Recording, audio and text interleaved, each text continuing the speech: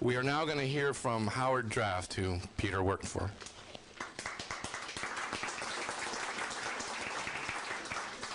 Let's keep the facts straight.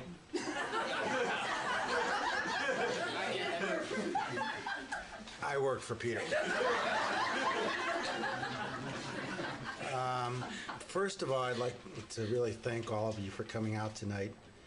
I flew back from Europe to be here, but Art, if I would have known you better, and if I would have known what you were saying tonight, I would have written a completely different speech. I was serious. You were incredibly funny. So now I have to take your material and weave it into what I'm about to say.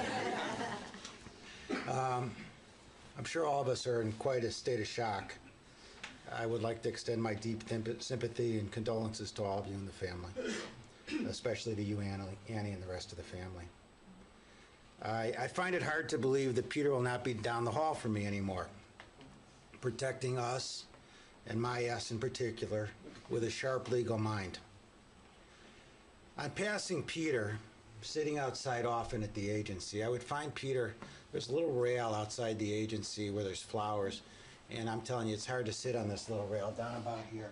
But Peter would be out there every day smoking a cigarette, reading the Wall Street Journal. Little did I know that he was 6 months behind the journal. I thought he was just reading today's paper. So I learned something here tonight. I met Peter almost 20 years ago when he worked with Keckman and Kate, a great law firm with a bunch of great lawyers. And he later came to work at the agency. I learned that Peter went to Harvard, so I assumed Peter was a pretty smart guy. I didn't really know how smart he was until he started doing work with me. When I use the word brilliant, I don't really think it clearly describes the brilliance of his mind. He was the sharpest, most intellectual person in business that I've ever been around. I really don't want to tell you this because I think the corporate counsel of my parent publicly traded companies in the audience that are public, but I got to tell you this anyways. Peter probably did 100 contracts or deals for me. And it's a lot of contracts, a lot of deals. We bought a lot of companies. But after the first year of being with Peter, all I ever got to sign was the signature page. So for all these years, I have never known what I've signed that Peter Davis has put in front of me. For all I know, Annie, or these checks that were given out at the restaurant Umbria,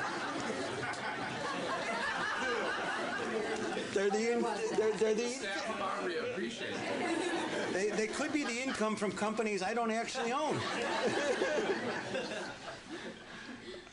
Often when we were first buying companies, I would talk strategy with Peter. You know, in the early days, we'd talk about, what do you think about this way of setting it up and things like this, and I put in my 2 cents, and Peter would always correct me in the kindest way. He would always say something after I've gone on and on about how we should structure this thing, and he would say it to me in the nicest way, and tell me, why should we do it that way? And I'd go, okay, Peter, just do it whatever way you want. He was always right. Peter might have been the hardest working person I ever came across. There was times that we bought 30 companies in a 3-year period of time. 80% of them were outside the United States. So therefore, he was working with law firms from Italy to China and everywhere else in the world. And I don't know how he did it. He had to deal with legal issues that were way outside all of our skill sets. He did it seamlessly, and everything always turned out the right way. Peter never took vacations. I was surprised to find he killed a squirrel. Because I always assume when I walked by Peter's office and the door was shut, he was actually in there. But, you know, when I got to know Peter, it was always an interesting time. You would go down, I would walk down the office to have a discussion with Peter about something, the door would be shut, and I'd knock on the door like anybody else who ever had to deal with Peter, and the first words out were, "What?" I'd sneak my head in, scared as always, and underneath that was an incredible teddy bear who would say, "How can I help you?" But the fear factor on the initial moment of confronting Peter was quite extreme. I spent a lot of time with Peter at work. I didn't spend a lot of time with Peter outside of work. He sounds like he had an absolutely wonderful time eating, drinking, loving his White Sox. I can tell you that all of us are better for the fact that Peter came into our lives. I can tell you that I am unbelievably grateful for everything he ever did to help me. I know all of us here and many, many others are going to miss Peter. I'm going to.